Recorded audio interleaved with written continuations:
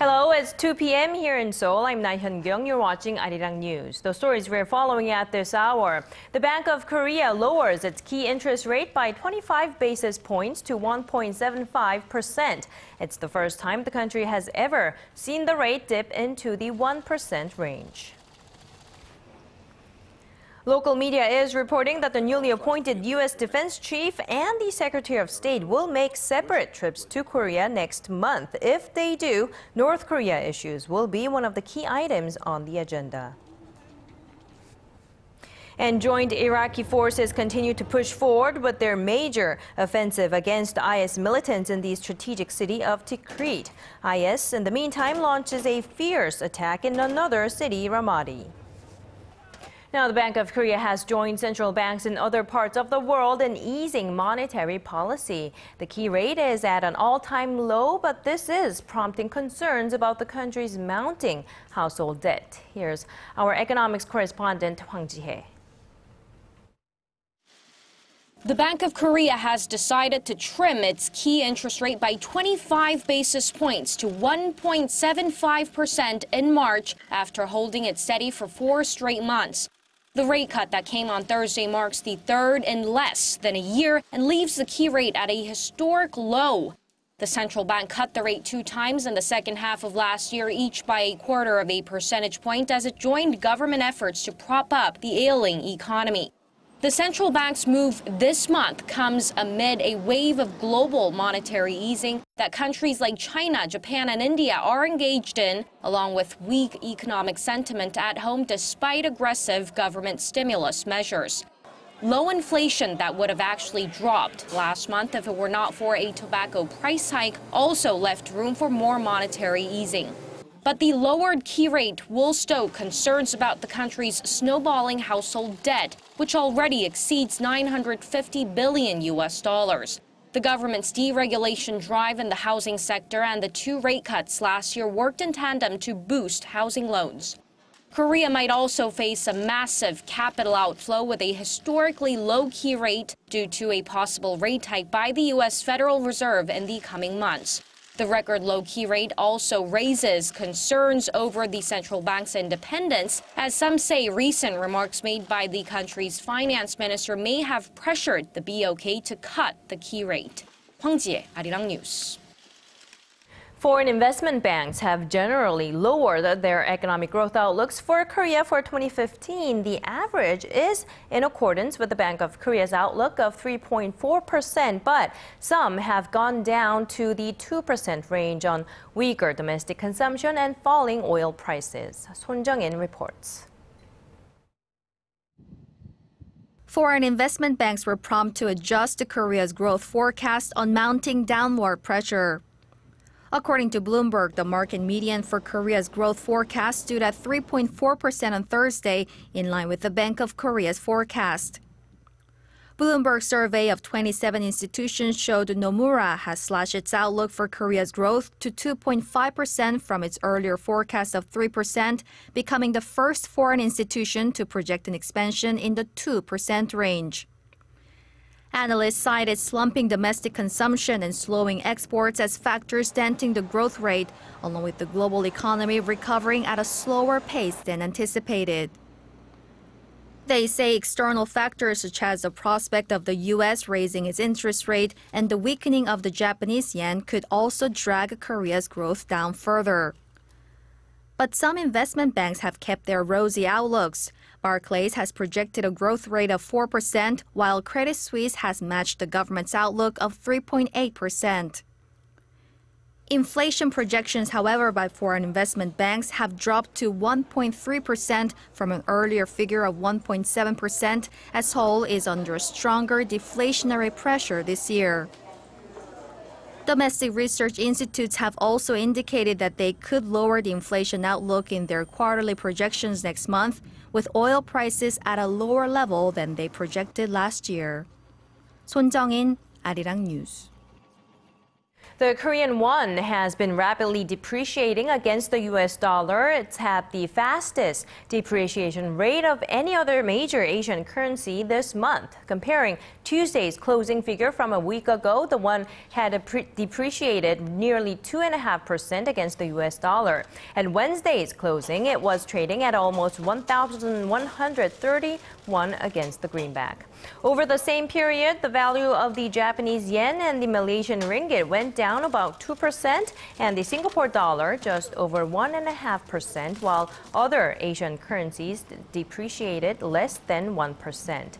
The Seoul-based Daeshin Economic Research Institute expects the won will weaken even further on expectations that the U.S. Federal Reserve will raise its rates in the coming months.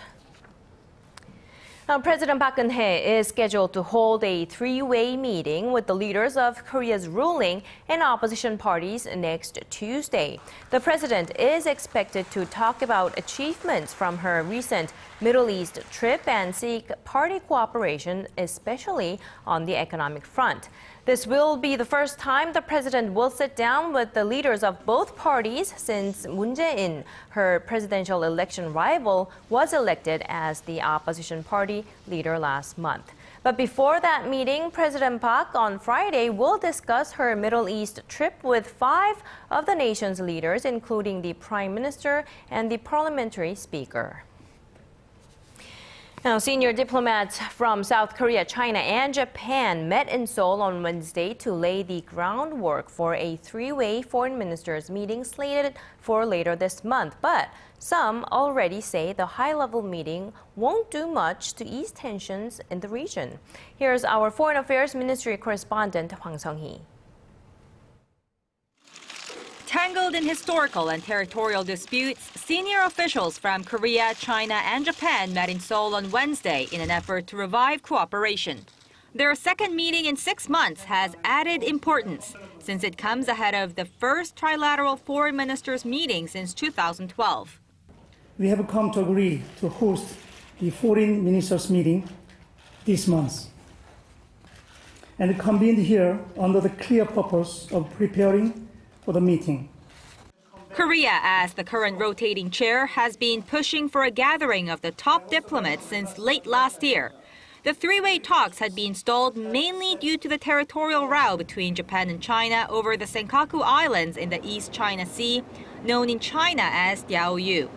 Despite the challenges, Japanese Deputy Foreign Minister Shinsuke Sugiyama expressed hope for the ministerial meeting to lead to a summit. In a better position to prepare for the upcoming foreign ministerial trilateral to be held sometime latter half of this month, and hopefully to be followed up further by the highest level of us three. Taking a more cautious stance, the Chinese chief delegate refrained from mentioning such possibility, but acknowledged the importance of the upcoming meeting. And this progress has not come easily and should be cherished. But there is little hope that the ministerial meeting will actually break the ice between the three neighbors. An official at Seoul's foreign ministry said the top diplomats will strictly be discussing their trilateral cooperation, leaving out the more sensitive historical and territorial issues. Hwang Sung-hee, ARIRANG News. The word out of Washington is that the recently appointed U.S. Secretary of Defense Ashton Carter will pay a visit to Korea sometime next month. Secretary of State John Kerry may also come to Korea, though, on a separate trip. Our Lee Ji-yoon has more. 2 top U.S. officials are likely to fly out to Seoul next month. This is according to Korea-based Yonhap News Agency on Wednesday, citing diplomatic sources in Washington. U.S. Defense Secretary Ashton Carter and Secretary of State John Kerry are reportedly planning separate trips to Northeast Asia in April, including stops in South Korea and Japan. Their visits come ahead of President Park Geunhye and Japanese Prime Minister Shinzo Abe's planned trips to Washington this year. As to what Carter is planning to do while he's here, the report says he's likely to talk about stepping up cooperation between Seoul and Washington to deter North Korean nuclear threats. The focus is also on whether or not he will talk about the issue of deploying an advanced U.S. missile defense system called THAAD to South Korea.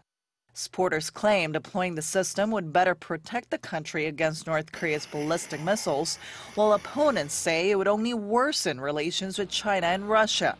U.S. Secretary of State John Kerry is also expected to make a stop in Seoul sometime next month. Yonhap sources say that while he's here, Kerry's likely to address any remaining issues surrounding last week's attack on U.S. Ambassador to South Korea Mark Lippert by an anti-U.S. activist. Kerry may also discuss ways to strengthen ties between Seoul and Washington in the wake of the attack on the U.S. ambassador. 이지훈, ARIRANG News.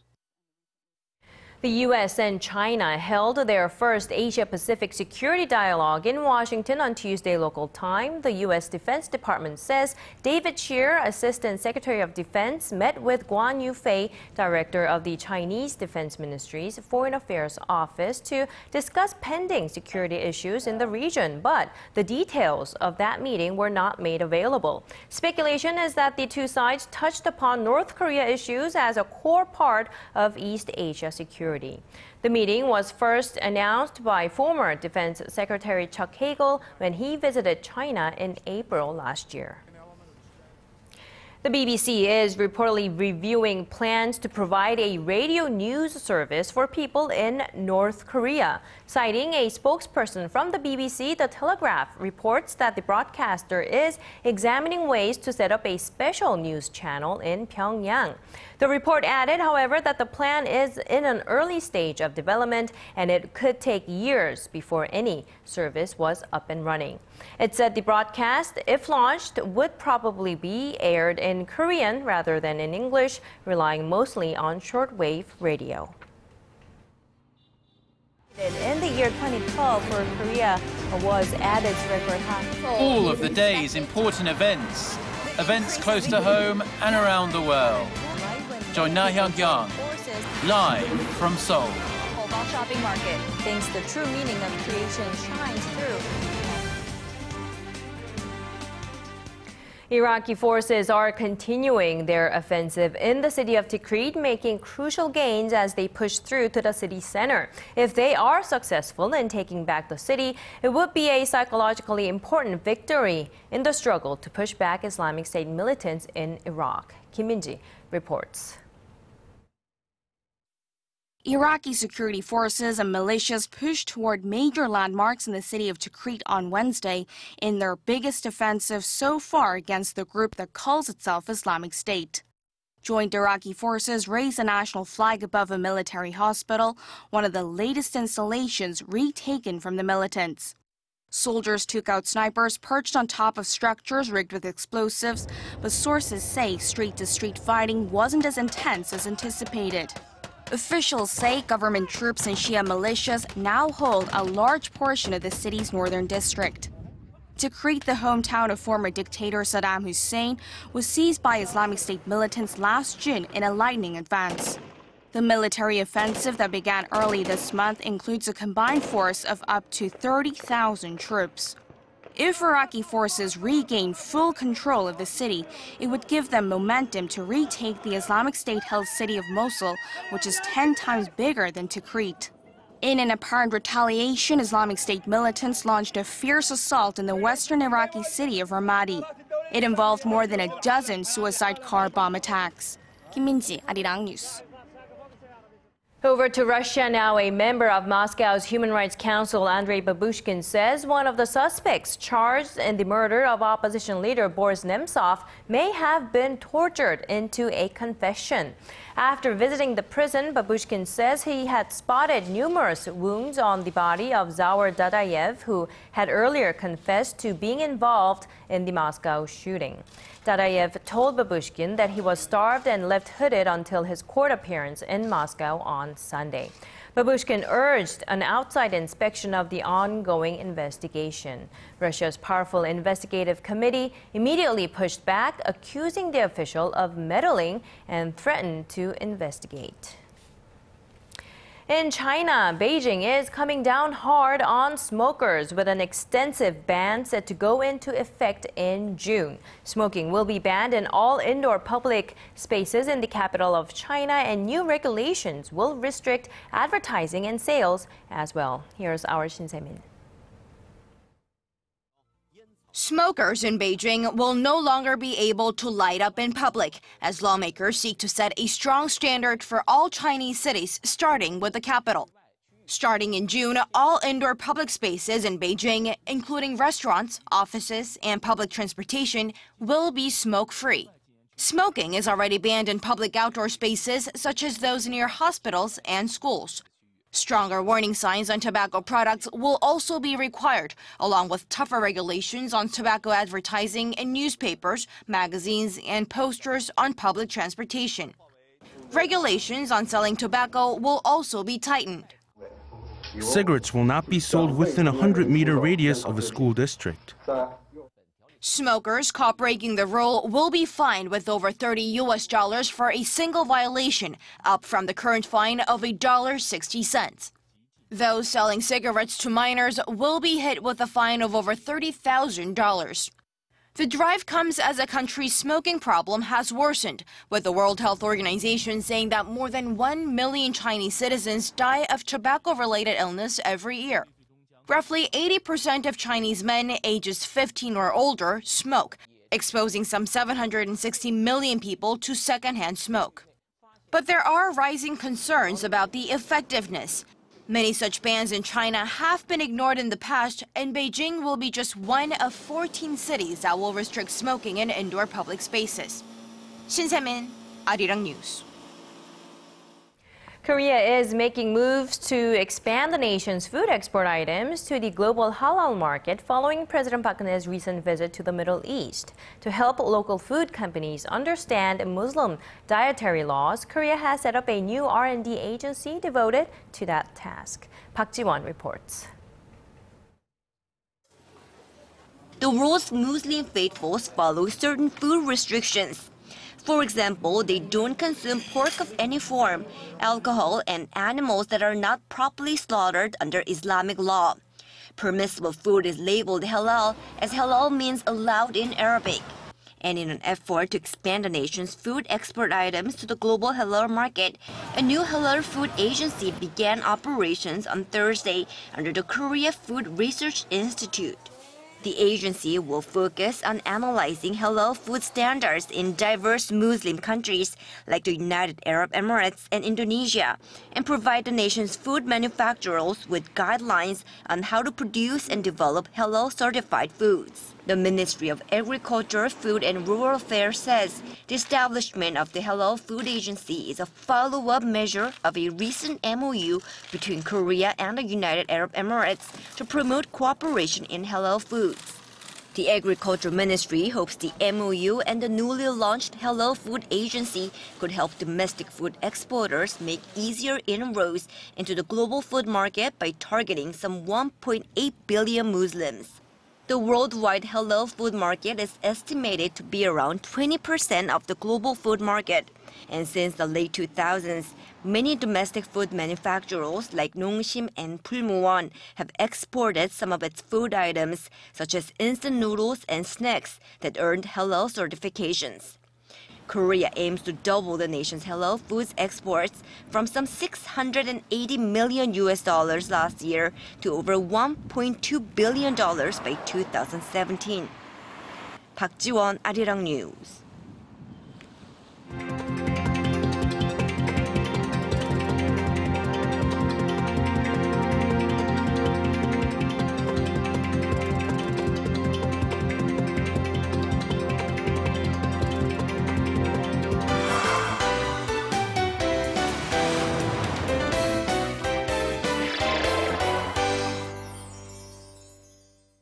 The The Korea National Opera has finally opened its season, and they've chosen a globally acclaimed masterpiece to kick things off. Our Im Yoon-hee is here today to tell us more. Good afternoon, Yoon-hee. Good afternoon. Right. So they decided to kick off the 2015 season with an Italian opera, Andrea Chenier. They've also enlisted the help of some world-renowned directors, and the performance is only around for a couple of days, but I got to take a sneak peek. Take a look in this next report.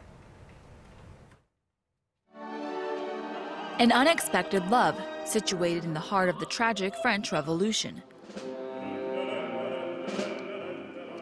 The opera Andrea Chenier is composed by Umberto Giordano and based loosely on the story of the 18th century French poet André Chenier, who was executed during the Revolution. Andrea has lost his passion for the arts, that is until he falls in love with Maddalena, daughter of a countess. The revolution turns the tables for everyone, and Andrea and Maddalena face uncertainty, but they do so hand in hand, their love inspiring all those around them. Chenier is an interesting character because he's not only a poet but also a soldier and a lover, and he has to separate those feelings. So I had to pay close attention to details while playing the role. Also because we are performing on a symbolic stage with very little stage settings, the audience's attention is honed in on us and our performance. But can an Italian opera about a French poet, performed by a Korean cast, be as powerful as it was originally intended? With such an open stage setting, all of the attention is drawn to the characters and their actions. Each emotion, each feeling of rage, portrayed through the crumpling of paper, the taste of dissatisfaction littering the floor.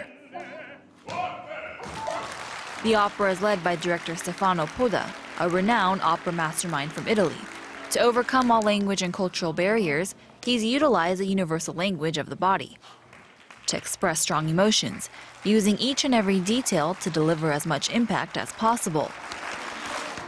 Through Andrea Chenier, I want to show a meaningful and historically accurate performance using a very minimal approach. France's history is being relived through this stage, but I don't care about realistically portraying it. I want to use symbolism and show a historical issue that the modern audience can relate to. This world has to always move forward and continually progress, and that progress later becomes history. The French Revolution may have ended over 200 years ago, and Chenier's life now just a speck of dust in time. But all of the lives lost became history gained, making it possible for a better tomorrow. Now, forgive my ignorance, but it's the first time for me to be hearing about this opera, Andrea Chenier, and also the director as well, Stefano Poda. Can you tell us more about the director? Right, so he has actually produced over 100 operas worldwide and really has developed a reputation for, as you saw, very dramatic stage productions where he uses a lot of symbolism, very visually stunning pieces. And so what you have to realize with his productions is that he does really want to emphasize symbolism. So he wants to make people have an emotional experience.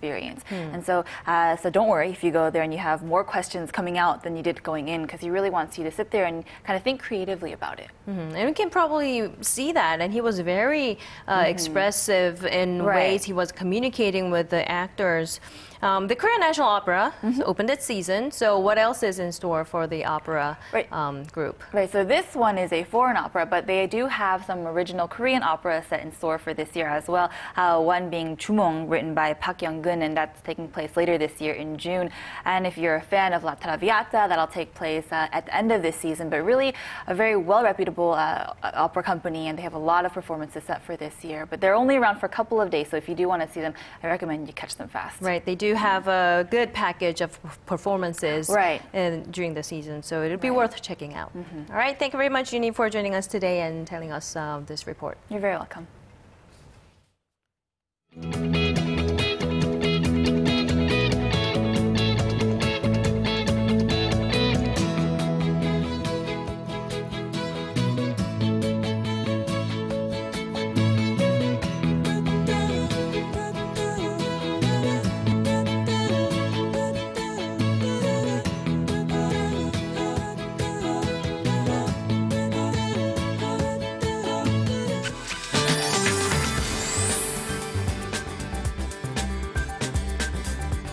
Hello, I'm Michelle Park here with the latest weather forecast. Meteorologists say we are expecting strong winds today.